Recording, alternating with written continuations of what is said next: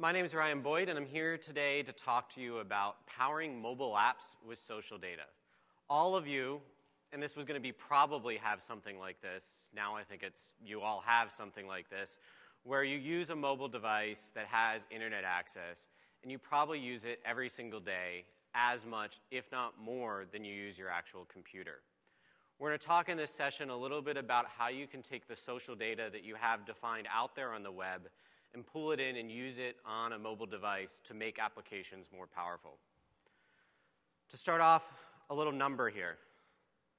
This shocked me. Last year, there were 140 million smartphones sold throughout the world.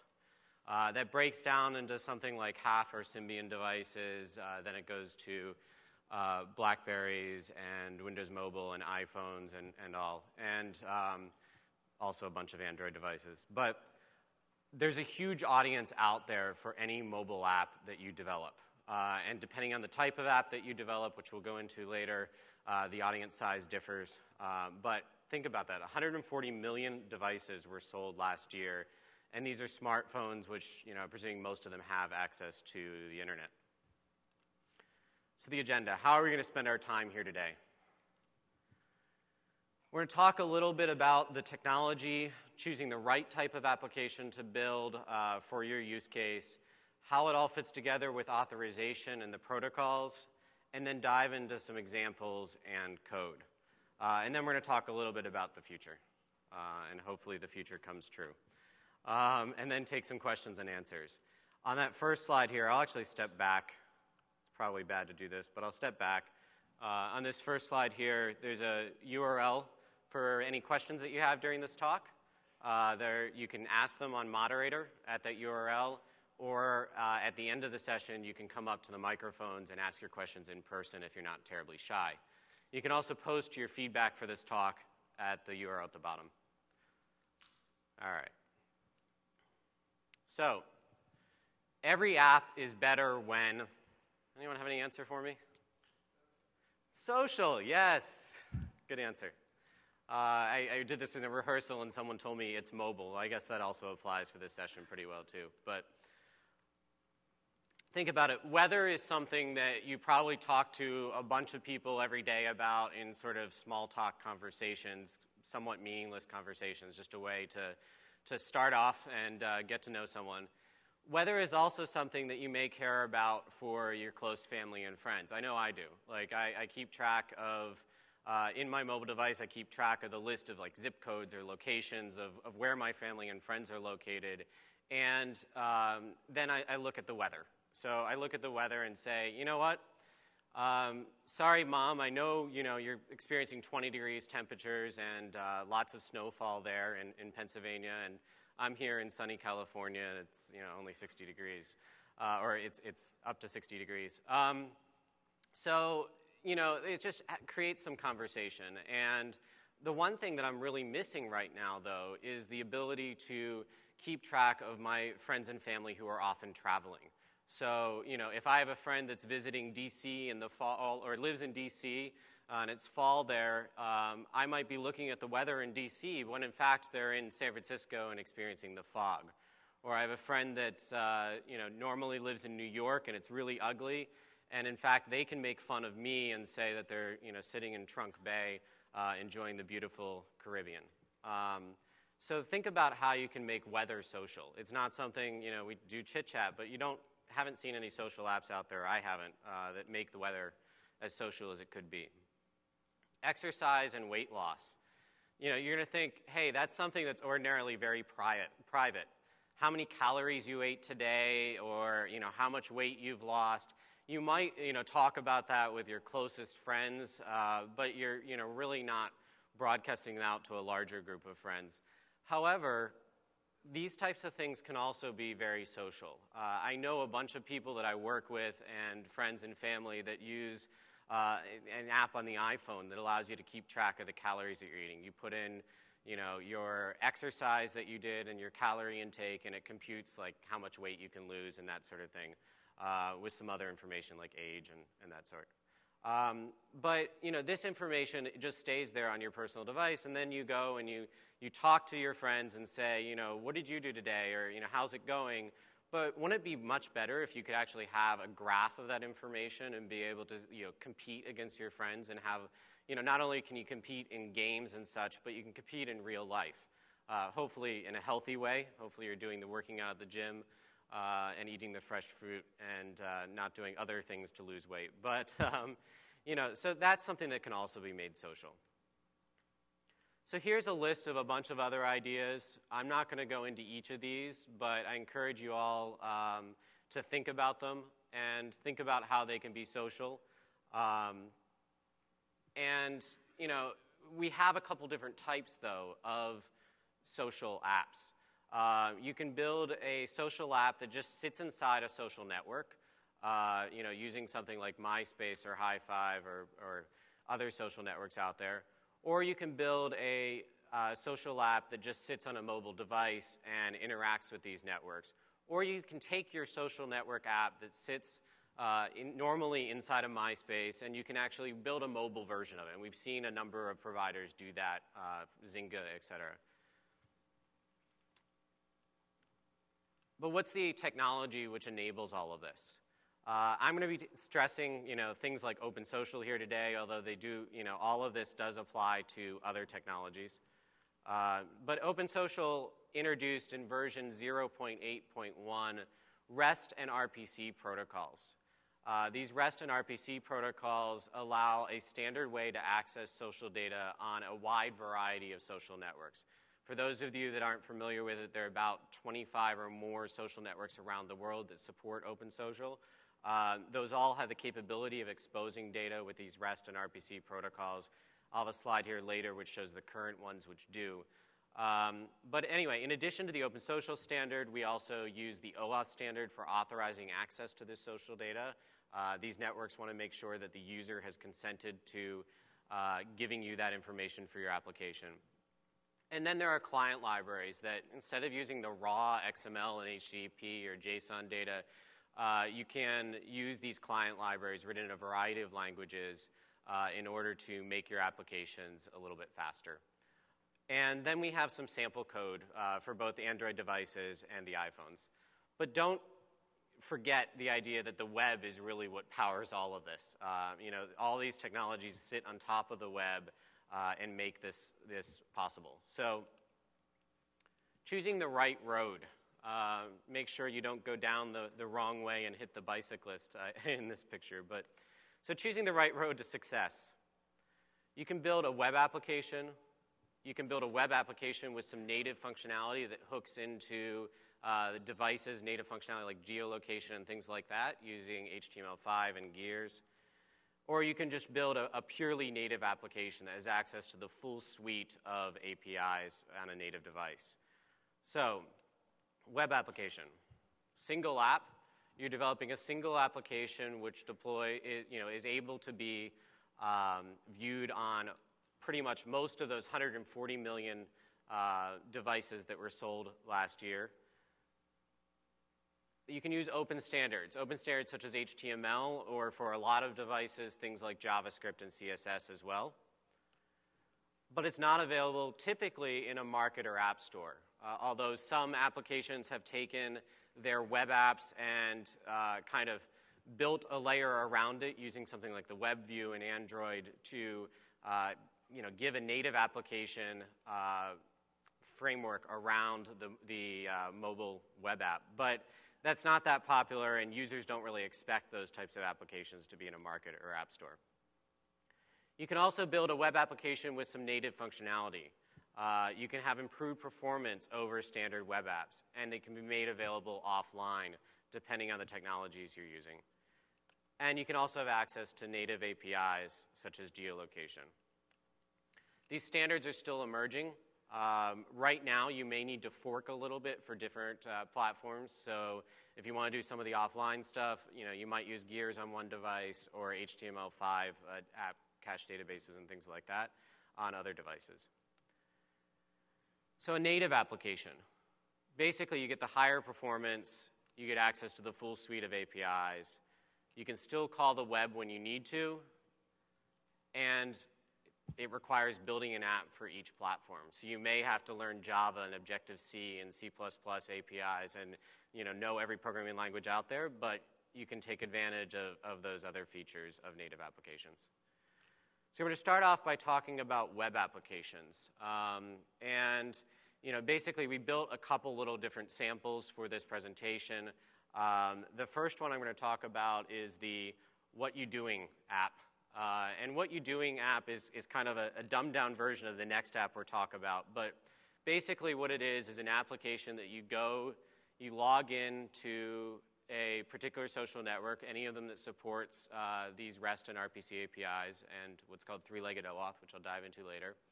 And you go and you choose the network, you hit login. For some reason, that video on the left always pauses in presentation mode with these projectors, but not in the other projectors that I've used. So forgive that. But the left Android app is doing the exact same thing on this web application. And you go and log in, and basically you can see the updates everyone has made. You can see updates from particular friends, and you can post a little status update. It's a very simple, standard application that just uses JavaScript and HTML. And this should work across many different devices around the world. So how does this work? Here's the different actors in play here. We have the mobile device. We have MySpace ID and MySpace's social data using OAuth and the OpenSocial APIs. And then we have an App Engine backend. This application is built with Java as an App Engine application. And then we go and we have the communication that we're doing here. So first off, the mobile device communicates over to MySpace to get a request token for OAuth, and then hands over the flow to the App Engine app to store that authorization for access to someone's social data. And then the mobile device uses JSON. If you can believe it or not, that's actually the logo for JSON. I didn't know it too until I went to do this presentation. But it then uses JSON to talk to the App Engine app and say, give me the list of friends so that I can display the status updates from only the user's friends. And then the App Engine app in the back end uses the OpenSocial APIs to talk over to MySpace and get that social data. And then the App Engine app can cache it for a period of time, usually defined by the policies of the social networks. So here's the JavaScript code. Basically, there's two methods which are important here. One called getRecentUpdates, and another called getFriendUpdates. And just builds out the two screens in that app with the various updates. GetFriendUpdates is being filtered by your friends. So these are JavaScript calls that end up going off to the App Engine backend. And the App Engine backend has two major classes. One is an update, which represents the list of updates, including the posting time and the content, as well as the OpenSocial ID of the author. And then a user class, which represents that ID as well as what social network they're connected to. So on the social code side, this is basically the code that's being used using the Java client library for OpenSocial. And we're just doing some setup here. And a large part, basically this whole first slide, with the exception of the last line, is just setting up your access to the social data. This is setting up the OAuth consumer key and consumer secret, which identifies your application to the social network, and then is setting up the access token secret, which shows that you have access to that particular user's social data. And then the last line is the only line here that's really doing something substantial, and that's basically saying, OpenSocial client, fetch the friends of the currently authenticated user. And it's really simple data, and the only data that you need here really is the ID of the user. In other applications, which we'll demonstrate later on, you also use like the thumbnail for the profile picture. But this shows you the basic code here, and now we're going to enhance it and demo what's called the Where You At application, which is the last application, but enhanced with a little bit of native functionality. So we're going to go and on the Android device here, load up the application. And I apologize if my network connection was a little weak at the time that I took this screencast here. But I went in and say, now I can see a map. That map plots out the points at which all my friends made their updates. And I can go log in on any social network here that I'm choosing. And after I log in, I can post an update myself, and you can see me doing that here. But first, I need to do the OAuth authorization. I'll dive into the details of OAuth a little bit later, but I really wanted to cover the social aspects first. So after I visit the OAuth flow and authorize access to my data, I come back to the application and wait for it here. And it displays the map with all the updates. And I can go and click on friend, the little friend link there, and see the updates just from my friends. And you can see the list of textual updates was also filtered based off of my friends. And now I can go here and also post an update, and it will include the location of where I'm currently at the time that I posted this update, and all my friends will be able to see that. So that's taking the basic web application with HTML and JavaScript front end and a Java App Engine back end, and adding some native functionality from the mobile device. It uses the Gears libraries to get the location from the device and post that up to the container, and allows my friends to see it. So we added just a few little functions in the JavaScript code for this application to enable this native functionality. We watch the position using Google Gears, keep track of the position where the user's at, and we then use get nearby updates to retrieve the updates that are near my position, where I'm currently at, either based off the GPS or IP geolocation or Wi-Fi geolocation. And then we update the position when we post an update. So next I'm going to talk about a purely native app.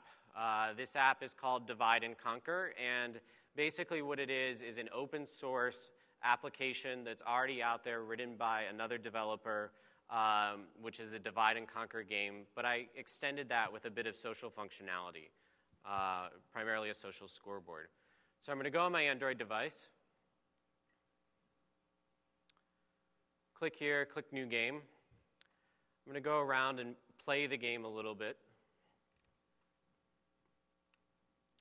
I'm actually going to control the video here so you don't have to watch me playing for too long. But basically, the objective of this is to divide off the ball into the 20% of the area of the screen, at which point you advance to the next level. However, you lose a life if the ball hits a line as it's being drawn. So I'm going to go through here and get to level 3. And then I hit the line, and comes up a social scoreboard. So before this game added the social functionality, basically you kept on having the incentive over and over going to score to the next level, but you had no way to share that information with your friends or compete against your friends without like making a phone call or sending a text or posting to a network, hey, I just scored this, what did you score? In this case, in the social scoreboard, we actually have a global top score list from not just your friends, but anyone that's used this application and may have signed in using a variety of different social networks that all support the OpenSocial APIs. And then at the bottom was your actual friends and their profile pictures and what their top score is. So now I'm going to go a little bit into the code and how this works. But first, here's the data flowing. So again, here's the actors in this application. We have the Android device, which is, it's an Android native application, so it's specifically an Android device in this case. And again, I'm using MySpace ID and MySpace for the social data and access to the social data. And then I'm using an App Engine backend. In this case, it's a Python-based App Engine backend. And just to make sure you're all aware, I wasn't forced to use App Engine for this. Honestly, it was just the easiest way I could get this application done very quickly. There's some great samples online which allow you to do JSON RPC-based web services with App Engine. So we're going to start off here. The Android device calls out to MySpace and gets an OAuth request token, and the user gets redirected in that browser flow that we'll go into more detail later. then uses the OpenSocial APIs directly from the Android device to go out and get the list of my friends and get their profile their thumbnail URLs and retrieve their thumbnail data. And then when the game is over, again, using that JSON logo, when the game is over, it basically makes a JSON RPC request and says, hey, here's my current score, and lets that update. But in the background this entire time, it's also getting data on the top score list and getting the data of your friends and gathering their top scores in a background process so that when you get to the end of the game, you're not stuck with waiting for this all to happen. So here's a little difference, comparison between the two architectures for the web app and the native app. And basically, the differences here in the applications that I've built, and you can do these different ways.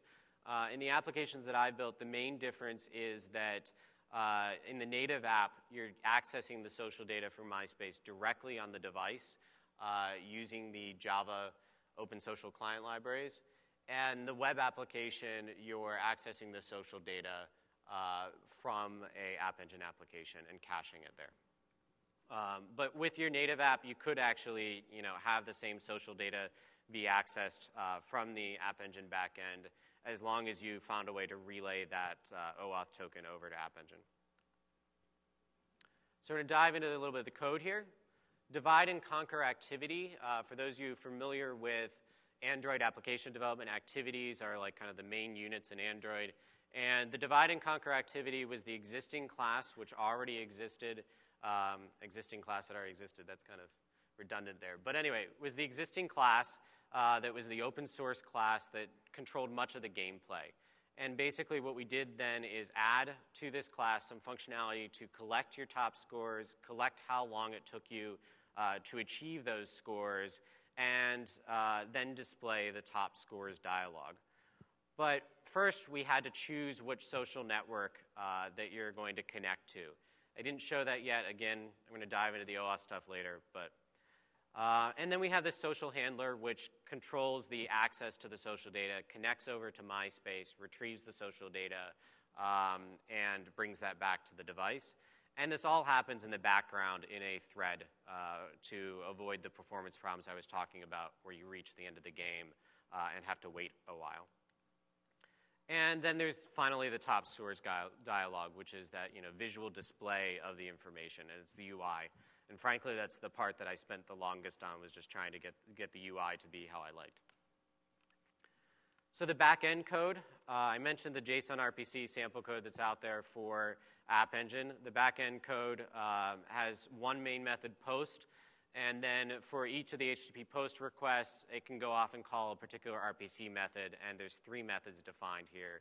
Get the global top scores, get the top scores for friends, and set my score. And the set score method, basically, all of these APIs I have as open. I don't really authenticate access to these APIs for the App Engine app.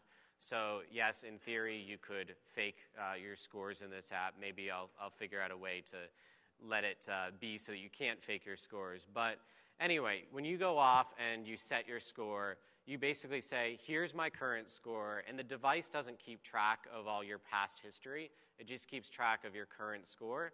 And then on the server side, it says, hey, was that top score, or was that score your best score yet in this application? And if so, it stores it. If not, it just drops it.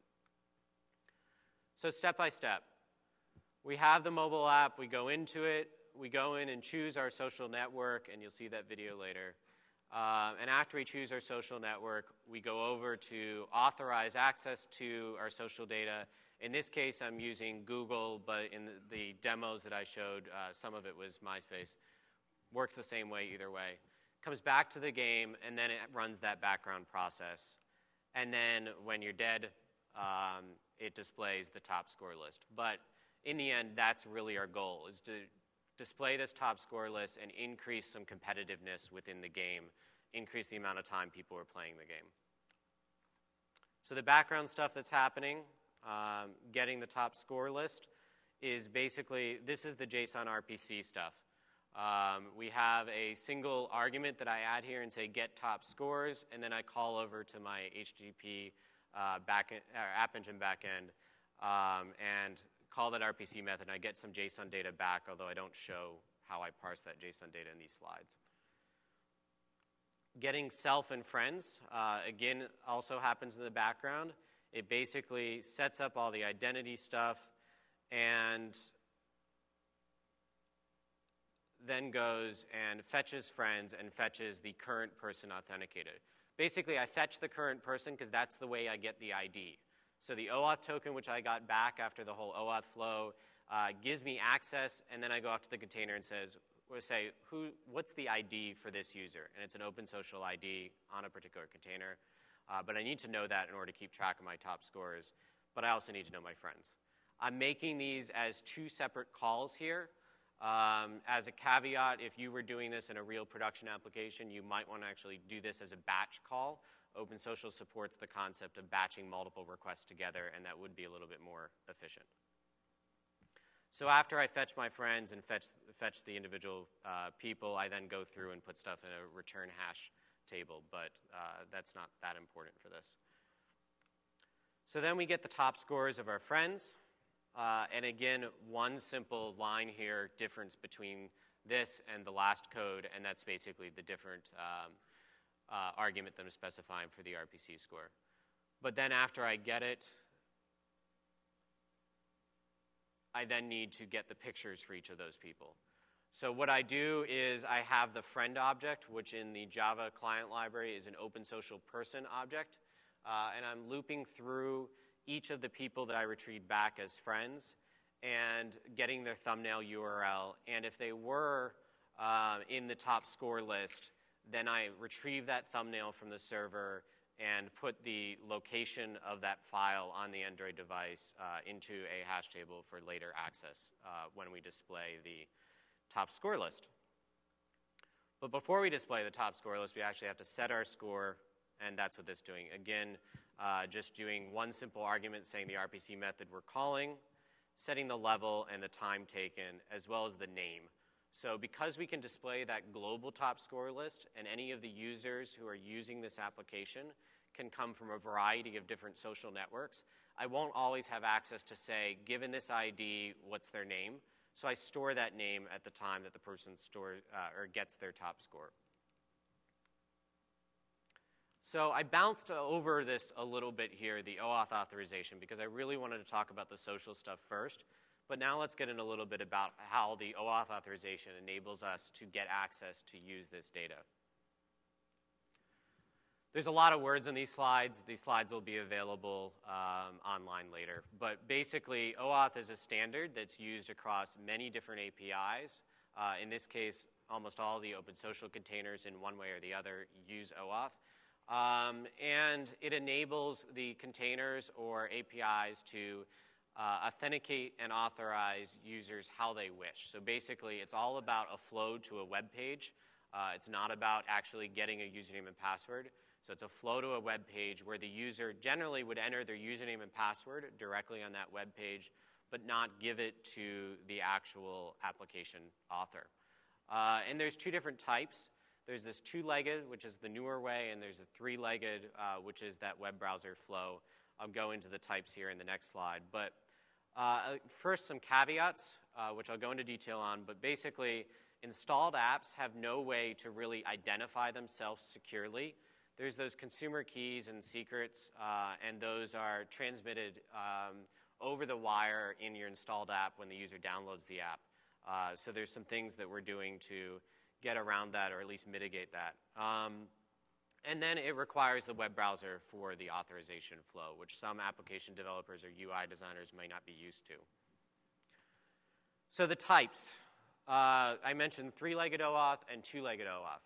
Three-legged is what you're seeing in all the examples that I'm using here today. And basically, the idea behind three-legged is there may not be an actual application that sits inside a social network. In this case, my applications have no corresponding app that sits in MySpace or High5 or whatever. But basically, it allows you to redirect, and the user can grant access, usually on a forever basis until revoked, to their social data. And revocation can happen depending on how the container wishes to implement it. And usually that would be implemented in a settings control panel under your account where you can choose to revoke specific applications' access to your data. In the two-legged OAuth scenario, you typically have an installed OpenSocial application that sits inside a container. And that installed application, when you go through the process of installing the app, you're basically granting access for that app to access your social data. So then that app developer on the networks that support this can then go and get a two-legged OAuth consumer token and consumer secret, which then they can use to access any of the data for each of the users who have installed this application and granted access. Access is generally revoked for these applications at the time the user uninstalls the application. So because all of these examples use three-legged OAuth and the REST and RPC libraries, I thought I'd give you a list of the containers which I'm aware of. Forgive me if I missed some. But these are the containers that I'm aware of that support these technologies. So three-legged OAuth, and then the REST and RPC APIs for accessing a person and their list of friends. Some containers may also support additional REST and RPC APIs for accessing things like activities or application data. So I mentioned this caveat, the installed app identification not secure. Hopefully the word not secure didn't scare you too much. It doesn't scare most users, frankly. But apps are typically identified by that consumer key and secret. When a user goes and installs your application on the mobile device, they're downloading the application. Savvy users could then take that application and run something like strings on it to get the strings out of the app, and thereby your consumer key and secrets are compromised. There's things that you can do to make it a little bit more difficult, but you can never really make it impossible.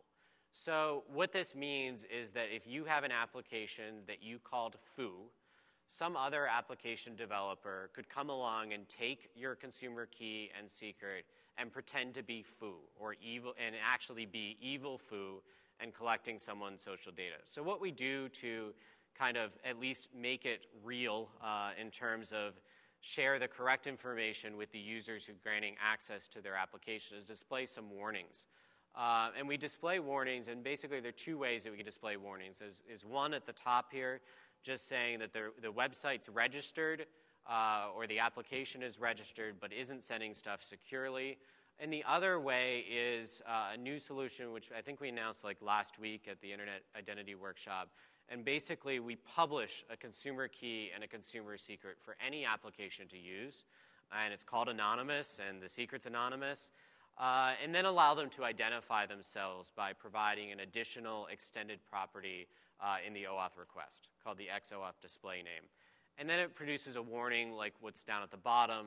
And if you can't read it, basically, the application has directed you here, claims to be, and then that XOAuth display name, photo editor in this case, but we're unable to verify it. Please make sure that you went through a proper process to access this application. So usually if a user clicks on an icon on an application that they trust and a web browser pops open, it's more than likely that the application that they just clicked on popped open that web browser. But making sure that the user is aware, and you guys as app developers should be aware of how this works. So OAuth has two basic flows in the three-legged scenario. We talked about web apps and we talked about native apps. These each have different types of flows, so I'm just going to go through that here. In a web application, you start off on the web app. In the native application, you start off on a native app running on the device. But the next step is always the same. Regardless of whether you're a web application or you're a native application, you have to pop open a web browser and ask users to authorize access to your data. And I'll repeat here, basically, the reason is that the data provider who's hosting these APIs can choose to authenticate and authorize access to their data however they want. It's not necessarily a username and password. It could be something like a secure ID or what have you. In practice today, most of them are usernames and passwords. But they don't want their users to be entering their username and passwords in any app on any device or on any website. They want to keep that onto their particular application. So there's a little bit more trust here when a user goes over and sees the lock of an SSL web page and sees it's myspace.com or google.com in this case, and that's where they're entering their credentials.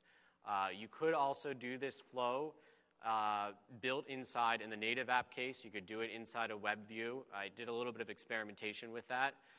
Basically, you build a web browser into the app, and there's easy ways to do that on Android and also on iPhones. But the real key point here is then the user cannot be assured that they're entering their credentials into the correct place. Whereas if you pop open a web browser, they have greater assurance. And this is provided that the device or computer you have has some sort of sandboxing for applications. On most desktop apps, if you installed the app on your desktop, they could already have access and do a keylogger or something like that. So, but just to basically mitigate these problems. And then at the end here, after you authorize access to the data, it just redirects to where you came from. So in the top case, it redirects back to the other web page. In the bottom case, it redirects back to the native application. In Android devices and also iPhones, basically you can register protocol handlers. So I think my protocol handler in here is like Android-divide and conquer-social app : / or something like that. And basically, as soon as I click on the authorize access in the OAuth flow, it calls a URL with that protocol, and then the Android device knows to pop open this application and take the OAuth token back from the server. So here's an example in the native app of me running through that. I have a settings dialog. I choose my social network, and like I said, this can be a list of a variety of different networks. In this case, it's Google I/O. I'm choosing to log into my Google account, and it pops open a web browser. I type in my username here. I also type in my password, and please, folks, this is not my real password. I changed my password for recording this demo. But don't lock my account out by trying, please. Anyway, so I log in, and then scroll down here.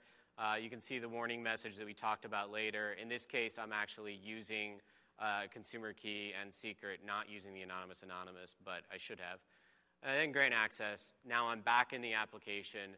The application has started up that background thread, which goes off and retrieves all the social data and the thumbnail pictures and that sort of thing in the background, so that while I'm playing, that information's made available. And as long as I don't die too quickly, I won't have to wait at the end of the game to see the top score list. So let's see how this code works a little bit. When we're selecting a network here, the big thing is on dialog closed. So after I say, yes, log into the network, and the dialog box closes, I build up my OpenSocial client and get an OAuth request token. And you can see that Android scheme is that, OpenSocial Android whatever : / thing that I was talking about. And then I'm telling the Android device to browse to a particular web page. An Android device knows exactly how to browse to a web page by popping up the web browser, and so that automatically happens from then on. Okay, so I talked a lot about Android. You all are probably wondering, what about the iPhone? Here is an example of an iPhone application using the Objective-C client library and some iPhone sample code. It's a native app. I go down here and click on Fetch Friends and choose the social network that I want to connect to. Plaxo in this case, but it could be any of those others. It then pops open the web browser and the Plaxo login page. I know where the buttons are located here, so I don't have to zoom in, but I click Allow Access. You can see there's similar warning message. But then it returns back to the application and shows my list of friends from Plaxo. So you can imagine here, although I didn't have a really cool in-depth demo for the iPhone, the same type of application that we showed as a native app for Divide and Conquer on an Android device could also very easily be written on the iPhone using this library and using some of the sample code that we provided. But what about the future? The future is hopefully very bright. Basically, these demonstrations showed there's a lot of reasons right now that you might want to build a native application to access the social data. But the things that are coming down the line, particularly the stuff that Vic talked about in the keynote with HTML5, the Canvas, the database, the app cache, can all help you make web applications which are more performant and use greater functionality in the devices. Things like Canvas and SVG support, you could easily make that divide and conquer game, and there's demos out there on the web. You saw some stuff in the keynote. And then you can use the same technologies of database and app cache to make that application load faster even when the user's offline. There's also a standard that was kind of looped in with some of this. There's a W3C geolocation API standard out there to get access to the location of a user without using something like Gears, but using a standard that works on many different platforms. And location APIs will be available in the upcoming iPhone software. But for now, you might have to do a little bit of a fork depending on whether you're supporting iPhone or Android or other devices. And then just generally improved browser performance. Right now, it takes a lot of time to load up a web application for the first time. It has to load the web browser into memory and load all the code for parsing your JavaScript and HTML and that sort of thing. But that will be improved over time. So here's some credits for the closed caption. CC means closed caption apparently to me today. Creative Commons licensed photos. So thank you very much for Flickr for making it easy to find these. And thank you for all these photographers for taking the pictures. And now is time for questions. You can feel free to come to the microphones, like I mentioned earlier, or you can post your questions at the URL below on Google Moderator. And I'll start off by taking some microphone questions. Over there. Thank you for a good presentation. I appreciate it. My question is in regards to the push versus the pull model. And I'm interested in a model where events are pushed from the server to the web application without the user having to manually click on something in order for their view to update or to go fetch the latest information, where that information is seamlessly updated to those web clients. Okay. So I'm not aware of anything right now which really does the push model that well. You could use protocols like XMPP or something like that, or even SMS, to do pushes from providers like MySpace or Plaxo or whatever. They haven't implemented any of that as far as I'm aware to push that out in an efficient way to the devices. You are seeing, though, some things, technologies coming out to make pool a lot more efficient. I don't know when the session was or is. I should probably know this. But there's a YouTube session talking about their activity stream APIs. And they talk about the SUP protocol. I think it's Simple Update Protocol. And basically, it was a protocol developed to get, if you have a lot of different users, to pull down a list of all the users which have updated content. So basically, you get hashes of all their user IDs. And you can do one poll every, say, 2 minutes or something like that, and get a list of all your users that have had their content changed. And that's kind of an efficient way to do the pool stuff, but I'm not aware that's actually supported by any OpenSocial containers yet, but we'll certainly take that into advisement. And you're welcome, as is everyone else here, to participate in the OpenSocial spec process and put forth ideas like that. And the way the spec process works, it's an online group. Everyone's invited to join.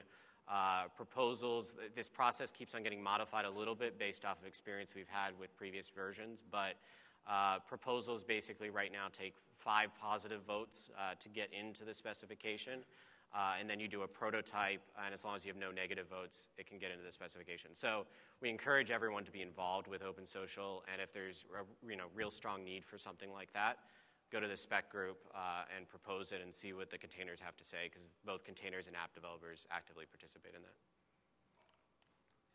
Next, I'm going to open up the moderator here. First of all, you guys can look at my dog.